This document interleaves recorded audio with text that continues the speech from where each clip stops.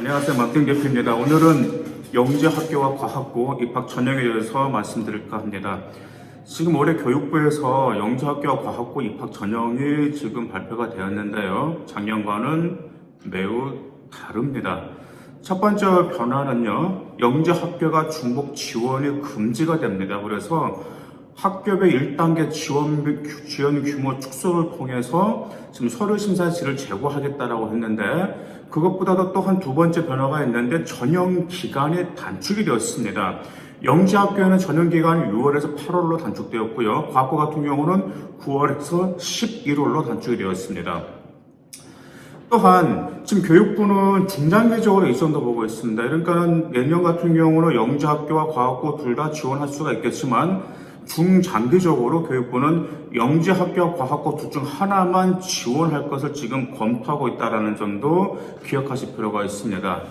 지금 영재학교 중복 지원이 가능함으로 인해서 어떤 안 좋은 점이 있었냐면, 먼저 당연히 입학 경쟁률이 상승하게 됐다는 점이 있었고, 학교 간 서열화가 유발되었다는 점, 또한 학생들의 학업에 대한 부담이 매우 많았기 때문에 선행 학습에 대한 부담이 매우 컸습니다. 어머님들 아실 것입니다. 영재학교와 과학고를 준비하는 아이들이라면 초등학교 때부터 미리 준비하는 아이들이 굉장히 많다라는 점이죠. 그만큼 아이들은 학업에 대한 스트레스도 많이 받지만, 또한 영재학교와 과학고에 진학하지 못할 때에 아이의 실망감도 크다 보니까 아무래도 교육부에서는 이런 조정을 하는 것 같습니다. 또한 서류평가, 입학 담당한 확대가 이제 들어오게 되는데, 1단계에서 서류평가의 질을 제고하겠다라고 하였습니다. 그런데 이 질은 무엇이냐면, 지금까지는 영재학교와 과학고를 가기 위해서는 선행학습이 반드시 필요했는데, 이번에는 창의적 문제 해결력을 강화하겠다는 점입니다. 그러면 이게 대체 무엇이냐?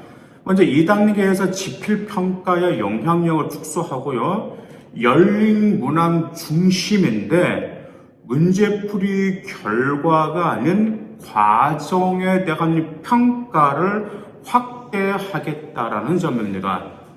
영재학교 같은 경우도 마찬가지로 문항 출제가 축소되고 문항수도 축소되지만, 반면에 어느 정도로 그 문제 푸는 과정에 있어서 본인이 창의적으로 접근했는지 안 했는지를 평가한다는 점이죠. 과학고 같은 경우는 당연히 수학, 과학 매우 뛰어나야 합니다. 하지만 종합적인 사고력, 특히 창의성, 그다음 세 번째 협업적인 태도, 이전 반드시 기억하실 필요가 있습니다. 협업적 태도 같은 경우는 과학고에서도 많이 평가하는 이유 중에 하나가, 제가 이런 아이들을 종종 봤어요.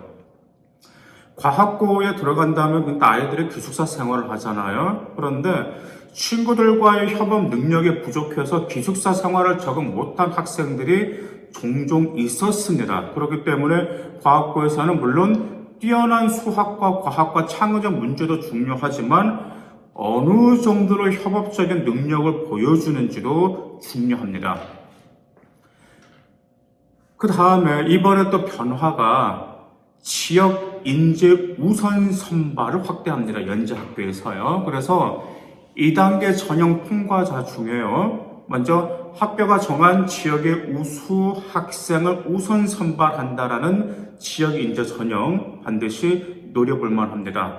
또한 사회통합 전형 대상 학생에게도 교육을 기회할 확대를 주겠다라는 점인데, 일반 학생과 차별화된 전형을 실시하겠다는 게 교육부의 정책입니다.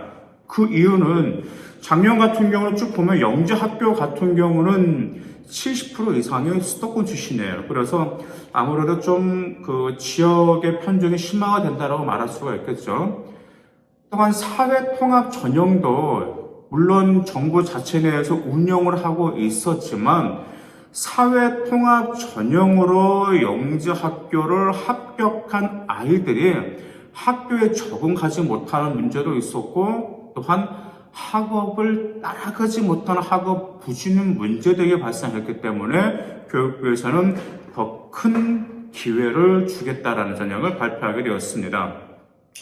네, 여기까지가 지금 많이 발표가 되었는데요. 자, 요점만 말씀드리겠습니다.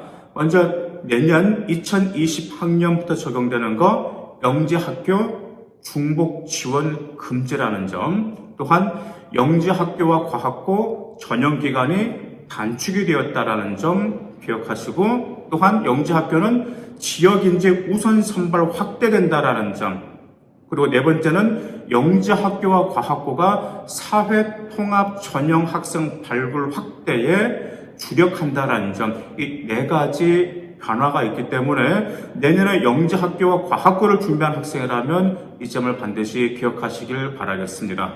감사합니다.